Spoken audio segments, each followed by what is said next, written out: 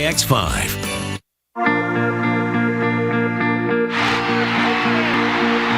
27 years of waiting have come to an end. Gets away again to the 35. I'll tell you what, we have an earth. And it's got it on. Touchdown. And the National League West is tied. You're watching a KPIX5 special. Toyota presents Bye Bye Baby, a farewell to Candlestick. Bye-bye, baby. Hello, everybody, and welcome to Candlestick Park. I'm Dennis O'Donnell. When the Giants moved west in 1958, their announcer, Russ Hodges, used to use the term bye-bye baby when describing a home run. That's the phrase we use tonight as we say goodbye to Candlestick Park. But before we get to the end, let's go back to the beginning. Here's Ken Bastida. Why was it built here? There was a grand jury investigation in 1958 about this whole deal, and nobody would cop out as to who actually picked this spot. In the late 1950s, San Francisco was making good on a deal. They'd promised the Giants a new stadium if they moved west from New York. Park historian Ted Atlas says they considered a handful of sites. They discussed downtown. The merchants didn't want it. They discussed south of Market, pretty much where Moscone is now. They looked actually right around the site where AT&T is, but the port was still very much in operation in those days. So city planners settled on Candlestick Point, bought the land, built the stadium. Architect John Bowles designed a horseshoe open in the outfield. It turned out to be a gateway for winds whipped off the bay. He did design this roof as an airfoil to cut the wind down, and originally it was supposed to go all the way down and turn and go 150 feet out into left field because the wind really does come right out of that left field corner. But the city shortened it to save money. So who knows if that will work or not. A radiant floor heating system under the stands didn't help much. In fact, it was so cold that famed San Francisco attorney Melvin Belli sued to get his season ticket money back. The Giants had advertised that it would be warm. It wasn't warm, and he sued for the price of his season tickets. Melvin Belli showed up in court with a big Alaskan parka. He won his lawsuit, which was around $1,500. Despite the weather, it was a golden time for the Giants. Willie Mays thrilling the crowds. The Alous creating the first all-brother outfield in Major League history. And Juan Marichal pitching a no-hitter. I mean, there's 5 in the Hall of Fame who all played here at the same time with Mays and Marichal and Perry, McCovey, and Cepeda. Candlestick also hosted its first professional football games. Not the 49ers, the Oakland Raiders, who played part of the 1960 and all the 1961 seasons there. But the biggest stars of the 1960s may not have been athletes at all. The Beatles performed their last public concert here at Candlestick Park Stadium. Amanda Tugwell is the director of stadium tours and events. They walked right in through the visitors' locker room right here, got ready their last time together as a band. John, Paul, George, and Ringo walked where we're walking right now. The Beatles played just 11 songs. It only lasted 33 minutes. And so it was a very kind of short concert, but still, it was such an experience for fans. But fans were about to get a new spectacle. On the second play of the game, the 49ers show the Lions just how rough an afternoon it's going to be. The 49ers wanted to upgrade from the old Kezar Stadium. Atlas says the city considered building something new, but finally decided on converting Candlestick to dual purpose. They added the escalators that were in the original plan. They added other gates. They added the football press box and did other things to convert it for the 49ers and completed it just in time for the 1971 season. An enlargement project closed the open end of the horseshoe, adding more seats, but not the hoped-for wind protection. They did think by enclosing the stadium that it would cut the winds down and really create sort of a negative pressure that sort of sucks things up. That's why you get the swirling hot dog wrappers. Candlestick Park became a place of pilgrimage for more than just football fans. Here at the west coast of America in San Francisco. In 1987, Pope John Paul II held a mass for more than 70,000 people. Tugwell says security was paramount. We had a stage set up with a little trap door, so if anyone were to harm him, he would drop down into a Pope mobile. Mom, let's go! 2 years later, the Loma Prieta earthquake rocked the park. full of World Series fans. There's the breaks there on the wall. You see, there's like a foot difference where they were shaking right there. Oh, yeah? A foot difference. It was shaking that bad. Crews had to repair broken concrete and cracks, but Candlestick, built on rock, stood strong. There would only be 10 more years of baseball. The Giants played their last game in Candlestick, September 1999. And now it's the 49ers' turn to say goodbye. This will be their final Candlestick season. And then, unfortunately, it does have potential plans to be demolished. That date is still to be determined. I'm Ken Bastida, KPIX 5.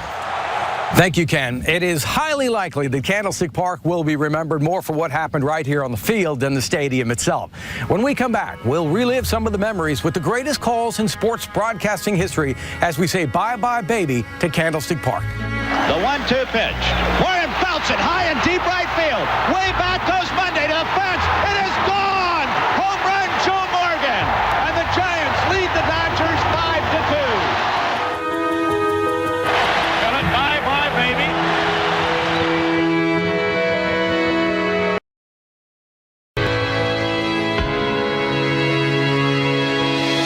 At one time, Candlestick Park was the third oldest stadium in the major leagues. It did not, however, age gracefully like Fenway Park or Wrigley Field. Candlestick, however, did have its moments. 0-2, Wagoner delivers. Mays hits it in the left field. There goes number 3,000. Willie Mays gets his 3,000th base hit. Tanner looking, throwing in the end zone. Caught it. We just beat Dallas and we're going to the Super Bowl. That's kind of my only thought at the time. I think the next day when I woke up and saw it on the front page of the paper, not the sports section, but the front page of the paper, picture of that catch, then I think it kind of hit me that, wow, that's a pretty big deal.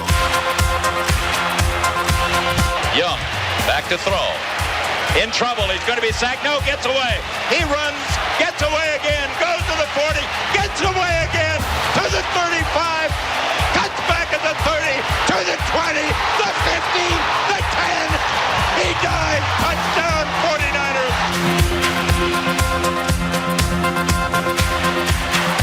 Roshan throws to Sandberg, and the pitch is grounded to second base. Thompson has it, throws to first. It's over. 27 years of waiting have come to an end.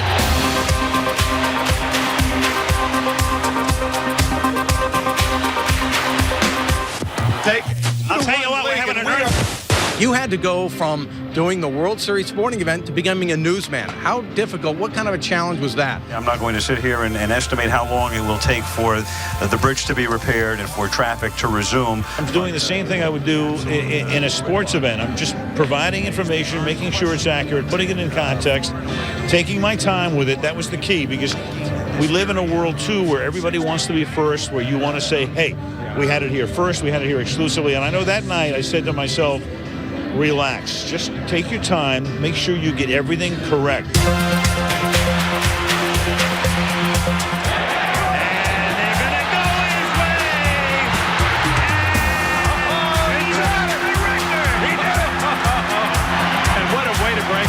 After my career is over and when I have time to really reflect on what I have done, maybe I can accept being the greatest of all time. Ryan Johnson 2 for 4 with a walk, and he hits one high to deep left field and deep. Hollingsworth is back at the wall. And he's out of here, and this one is over. And the National League West is tied.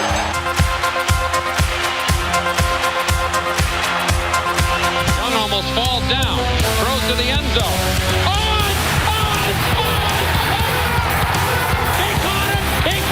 He caught it, 25 yards, touchdown pass.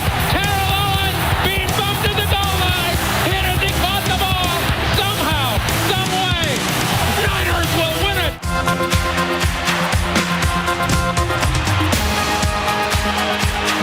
Alex takes the snap. Alex looking. Got it. Pose. And it's got it. Touchdown. Touchdown 49.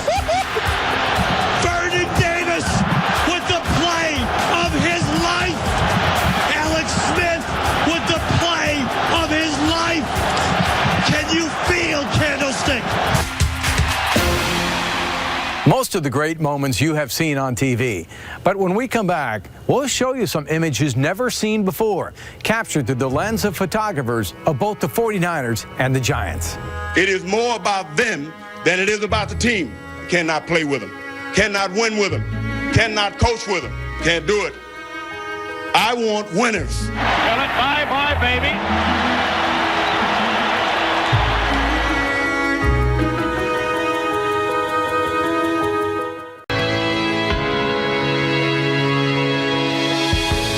Welcome back, everybody. I'm standing right in the spot where Dwight Clark made the catch. The iconic images of Candlestick Park will, of course, forever be remembered by videotape. But there are literally thousands of moments captured in a split-second moment of time. You're going to meet two photographers who were in the right place at the right time. Sometimes they weren't so lucky. I tell people I feel like I've never had to work a day in my life. And then I always add the caveat, and when I look at my bank account, I feel like I've never worked a day in my life. That was a nice little juke move. Michael Zagaris was never good enough to play for the 49ers, so he threw up a Hail Mary to become their photographer. I called up Football Digest, and they had a photographer already, but I noticed, it was Michael Herbert was the editor, so I ended up calling the 49ers back saying I was Michael Herbert, and we had this great new photographer, and we wanted to get him some passes, and at that point, the 49ers, their training camp was in Santa Barbara. This guy, me, would like to go down to Santa Barbara. So the 49ers flew me to Santa Barbara, put me up in the dorm for 2 days. I shot. When I came back, they ended up giving me a season photo pass, and I started shooting and submitting my pictures to them, and they started buying them at $10 a picture, and I thought, you know, I'm home free now. Years later, we were on the road somewhere, and Mr. D and I were talking. He said, Mikey, how long have you been doing this? So I told him the whole story, and he looked at me and he goes, you and laughed, and that was the end of it. Nearly all of the 49ers' Candlestick history is housed in Zagaris' Haight apartment. Drawers stuffed full of old photos, including one of his sons sitting on O.J. Simpson's lap after practice. This is the day Bill got hired. He has some iconic shots, and others are not worth the paper they're printed on. But the success of his photos are predicated on timing. Throwing in the end zone. Caught it. Dwight Clark's catch wasn't one of those shots. I positioned myself on the other side of the goalpost where Dwight actually ended up making the catch because I felt we were going to run the 18 bob, that sweep to Lenville Elliott. We'd run a reverse to Freddie Solomon, and we'd run the sweep to Lenville and had big yardage. I waited, and I was kind of blocked, and I heard this roar, and I see Dwight coming down, and that's when I shot. And he's spiking the ball, and I was shooting wide, but I remember running to him and trying to get a reaction shot, and then running with him to the bench. He turned and embraced me, and I yelled into the ear hole of his helmet. I said, thanks for me up. I was looking for the 18 bob. But Zagaris' work isn't limited to the field. Some of his most introspective photographs come from inside the locker room. It's a part of the game that few, if any, people ever see. And I would always try to shoot that in black and white because, you know, it felt black and white. And one of the 49ers' most colorful players created one of the more colorful locker room moments. Dion makes the high step. Dion was his own person. He would come in pre-game. He would have the equipment guys have his entire uniform laid out, and from socks to the jersey, as if he were already in it. He'd take his clothes off. He had a set of green boxers with white dollar signs. He'd put on and go take a shower. Come out of the shower, dry himself off, take the boxers off, and then put on a pair of white boxers with green dollar signs. Wait a minute, he would take a shower in his underwear? Yes. There's Susie and me at Candlestick. I was an athlete in high school, an athlete in college, and the son of a newsreel cameraman. What Michael Segaris is to the 49ers, Mark Allen was to the Giants. Allen and his father, Ken, were hired to shoot and produce promotional newsreels for the team. My dad had gotten to know Orlando Cepeda, who was the young rookie first baseman who was outgoing at a time when most ball players were stoic. And I remember my dad introducing him to me before one game, and I shook his hand. I didn't wash my hand for a week, literally. Allen's job as a photographer has taken him all over the world, but he cut his teeth at Candlestick Park. He witnessed countless Giants moments, from Willie McCovey's lineout in the 1962 World Series to the bat incident between Dodgers catcher Johnny Roseboro and Juan Marichal. Movietone News downsized their entire camera department. The San Francisco Bureau was closed temporarily. So essentially my dad was out of a job, but we still had our passes. And he said, let's go out to the game, you can practice. Roseboro flips the ball back, and something happens where Juan turns around. And by the time he started to turn around, my dad had shoved me out of the way, rolled the camera, and he got the incident of the bat and the aftermath. The only other people that shot it were the Dodger television station, and those tapes were erased. So the only thing that survived of that incident was our footage. When he wasn't capturing Giants history, Allen became part of it, thanks to the Hall of Fame pitcher, Gaylord Perry. I had hair down to my shoulders, like a lot of guys had in those days. Big Fu Manchu mustache. Gaylord was a Southern guy, and he didn't like long hair. Over a couple-year period, he'd give me the business whenever he could, and I finally had enough. I said, okay, let's make a deal. If you throw a shutout against the Braves Friday night, you can take me to the clubhouse and cut my hair. If you don't, you have to shut up forever. And of course, 5th inning, goose egg, 6th inning, 7th inning. And then Lon Simmons, the Giants broadcaster, hears about it from somebody. And the Giants are out ahead 9, 10, 12 to nothing. It was a slaughter. And the ball game becomes secondary on the radio to Simmons talking about what Perry's going to do to the Giants photographer after the game because they've made this bet. There's a stool, and Perry has the biggest set of shears you've ever seen. And I was thinking, well, he's going to cut off a little bit of hair and all that. Well, he butchered me. Very few were able to experience Candlestick like Allen and Segaris. But their feelings for the old place is not uncommon to anyone who froze in the left field bleachers or waited 20 minutes to use the bathroom. You'd think that you had feelings for that park, but I really don't. It was the people that were there, the players, and then all the guys that I've crewed with there. And it's kind of like growing up in an old ramshackled house. You don't miss the actual house. What you miss is all the good times, and sometimes the bad times too, that you had growing up there with your family. It's about the memories. That's the great thing about Candlestick. When we come back, a final farewell to Candlestick Park through the eyes of the fans. All right, getting ready for the game tonight, Niners, Steelers, and whoa. The only lights that you're seeing, actually, other than the scoreboards, are lights from cameras and cell phones. Bye-bye, baby.